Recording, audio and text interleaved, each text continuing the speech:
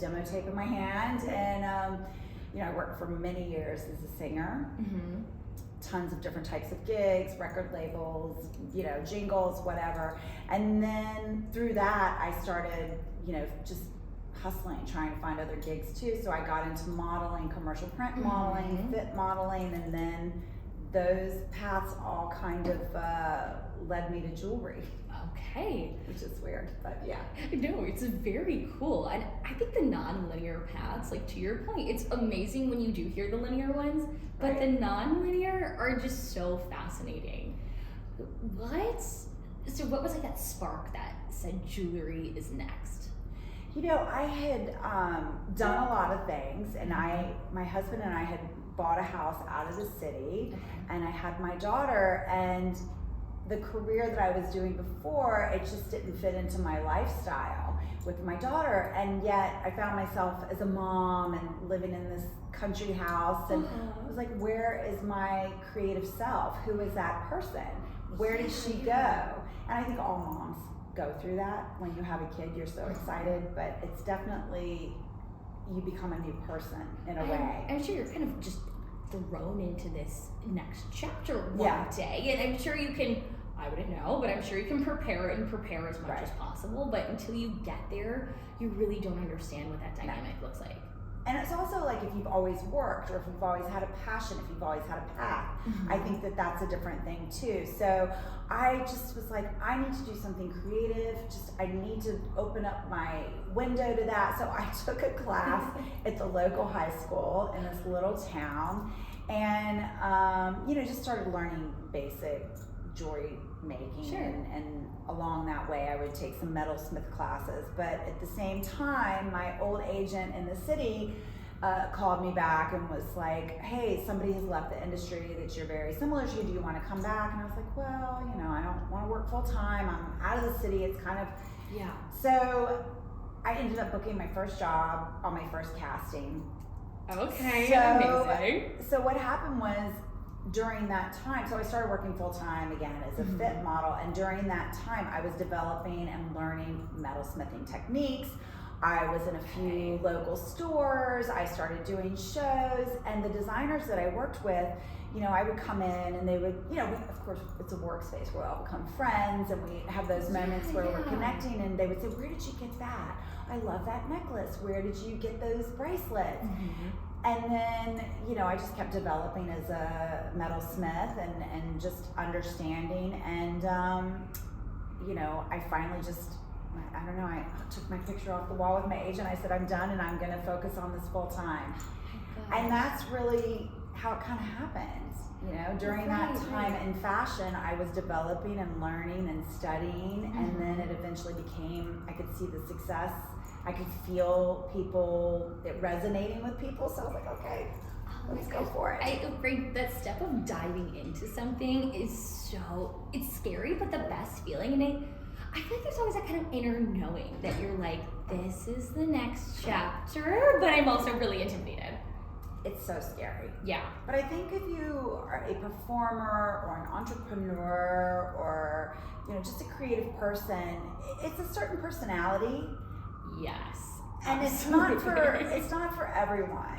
And so I always say I've never had a job. The job has been, like when I was a performer, it was me, even though I had agents and things like that. So it's kind of like, and then this was about my business. So it's like, eat what you kill kind of thing. Like you have to make it happen or it's not going to happen. 100%. Okay, I love that too. Going off of that, and something I feel like growing up within the performing arts space myself, I know. You're really putting yourself out there because, like you said, you're selling yourself and your talent, and like you have to be so confident in that. Did you have any like lessons that you learned like going through those trials and tribulations? Like, what's your take on it? I mean, you can never have enough confidence. I feel like in the performing arts, it's like, it's just, and I also feel like in fashion, there's a lot of no's, there's a lot of great people, there's a lot of talent, there's a lot of competition, and there's a lot of hard lessons. And there's a lot of doors that shut in your face. But I think as a performer first, you know, when I came to New York, I was a very sensitive person, and, you know, I was raised in the South, and I was raised as a dancer, but I feel like that dedication, that determination, also, there's a lot of pain as a dancer. And so, how do you make that work for you in your favor?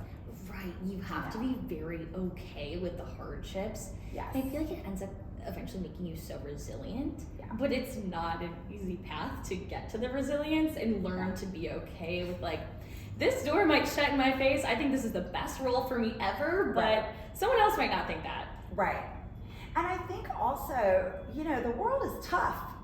Yeah. And I've had people say things to me, even in jewelry, that I was like, oh my gosh, like I would never say that to someone. Yes. But in fashion, people speak about you like you're not in the room. And I always say I try to surround myself, I meet all kinds of young artists and performers. My daughter is, you know, going down that path. And I always say, I have a dome, right? And anything that comes to me, it bounces off that dome. I love that. Some of them do get in. Inevitably, like we're human, nonetheless. Right. Yeah. And those sometimes weigh on you, but now I think I've just been, that's the beauty of getting older in life, is that I feel like I've been through so many different things. I've met so many different people that now I don't take it as personally as I did. I'm not saying I never feel it, because I do. Yeah. But now I'm just like, I just try to shut out the noise, and I try to just focus on what I'm doing and creating. Yes, I feel like I take a similar approach in the way of like, everybody has their own path, and just like constantly remind yourself like, okay, mine's not gonna look like editor X, but like this is mine, and I have all of these other great things going on. So how do you combine and really, which leads us to, how do you curate it to really make it your own and like feel good for you? And I think that's a hard lesson to learn, but it's like it's an ever-evolving lesson. Right.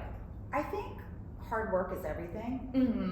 And I think not letting the losses or the mistakes define the next thing. Yes, And for me, like making a collection, I find inspiration everywhere. I'm not one of those people, and I know a lot of designers or people that maybe are learning jewelry and they're like, oh, I can make this and this and this, but it's really like, how do you take an idea and how do you make a beginning, middle, and an end and tell a complete story? Yes. And that comes from discipline and work. Yeah. You know? Right. Like you have to be able to edit.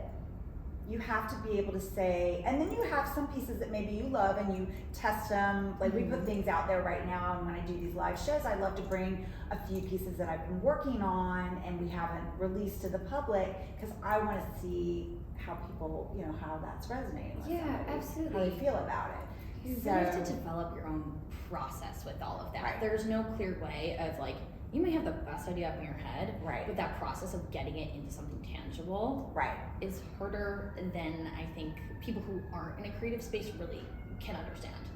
Right. Yeah. I think that's a major point. I love that you said that. Yes. Because, you know, sometimes people want me, and I know a lot of jewelry designers do this, is like, you know, we will redesign something for someone else, which I love. Like, I love taking something and making it new again. But I always say to people I do this for, it has to be in my vision. Because even for me, making hundreds of pieces, I will still make a piece sometimes and it will be completed. And I will look at it and I'll just trash it. You know? It's like writing a song for albums. You don't write 10 good songs. You write 100 great songs. Right. And so, and then only maybe 10 or 12 make whatever's, you know, an album, whatever's going out there now, you know, not albums, but, well, those are so back in these days, but you know what I mean? I do. And you know, funny enough, this is what I've been saying about my dating philosophy lately also. Okay. I've been like, there's a lot of great people out there and you can put it to projects, songs, whatever. Right. But those really special ones are hard to find, and you have to be okay with knowing yourself and like, this is my lens, or this is what I feel great with, or what exceptional, whether it's dating about a person or a piece of jewelry that you're like, yes, this is a hell yeah, and if it's not, it's a no. Right, and you understand this with dating. I used to say it's like auditioning. Yeah, it totally You don't is. always get the great gig. It's true. It's like you have to go through it, and sometimes you think, oh my God, I got it.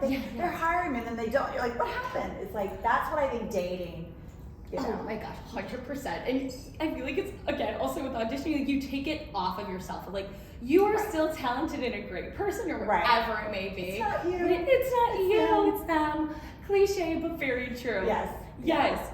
Okay, I would love to hear a little bit more about, like, what did you learn, we've talked about this, but taking more of that craftsmanship of your time performing and being in the art space, and how do you utilize that when creating jewelry and developing a collection? Like, what is that bridge that we talked about of taking these ideas into something tangible? Well, like for me, I have like 100 ideas, right? Yeah.